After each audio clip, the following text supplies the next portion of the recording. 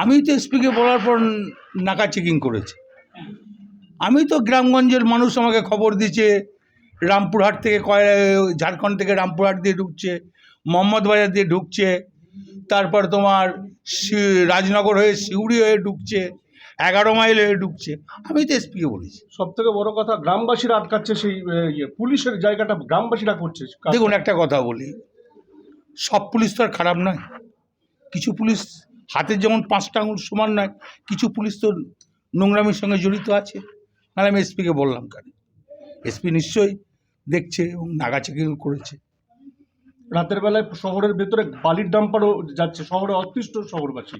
সেটা ধরুন 2 নম্বরই বালি চললে পুলিশ ডিএম দেখছে, সেটা ওটা তো ডিএমের এখতিয়ার। 2 নম্বরে কিছু না চলে, আমি ওই জন্যই এসপিকে বলেছি, ওই জন্য এসপি নাকা চেকিং করেছে। আমি যেমন রাজনগরে একটা কয়লা এসপিকে বলে ধরা করিয়েছিলাম।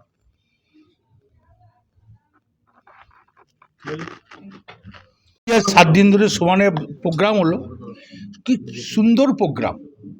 এবং এই ধরনের গীতাঞ্জলি প্রোগ্রাম বোলপুরে কিন্তু একটা বিরাট সাড়া ফেলেছে। প্লাস কার্নিভালের এই প্রাইজ, এটাও কিন্তু একটা বিরাট ব্যাপার। তা বোলপুর কিন্তু সত্যিই ছন্দে ফিরে এসছে, সুন্দর একটা পরিবেশ হচ্ছে এবং এটা দেখার মতন। সবই মমতা ব্যানার্জির জন্যে।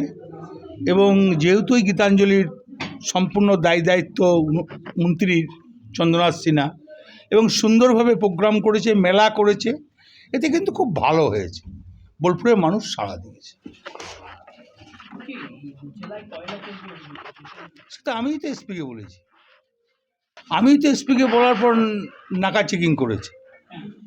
আমি তো গ্রামগঞ্জের মানুষ আমাকে খবর দিচ্ছে রামপুরহাট থেকে ঝাড়খণ্ড থেকে রামপুরহাট দিয়ে ঢুকছে, মোহাম্মদ বাজার দিয়ে ঢুকছে, তারপর তোমার রাজনগর হয়ে সিউড়ি হয়ে ঢুকছে, 11 মাইল হয়ে ঢুকছে।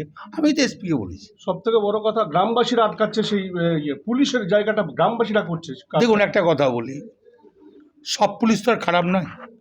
কিছু পুলিশ হাতের যেমন 5টা আঙুল সমান নয়, কিছু পুলিশ তো নোংরামির সঙ্গে জড়িত আছে।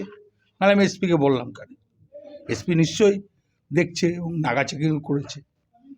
রাতের বেলায় শহরের ভেতরে বালির ডাম্পারও যাচ্ছে, শহরে অতিষ্ঠ শহরবাসী। সেটা ধরুন 2 নম্বরই বালি চললে পুলিশ ডিএম দেখছে, সেটা ওটা তো ডিএমের এখতিয়ার। 2 নম্বরে কিছু না চলে, আমি ওই জন্যই এসপিকে বলেছি, ওই জন্য এসপি নাকা চেকিং করেছে। আমি যেমন রাজনগরে একটা কয়লা এসপিকে বলে ধরা করিয়েছিলাম। আরো ভালো ভালো খবর দেখতে সাবস্ক্রাইব করুন বাংলা হান্টের ইউটিউব চ্যানেল। বাংলা হান্টের আরো খবর দেখতে নজর রাখুন। বাংলা খবর মানেই বাংলা হান্ট।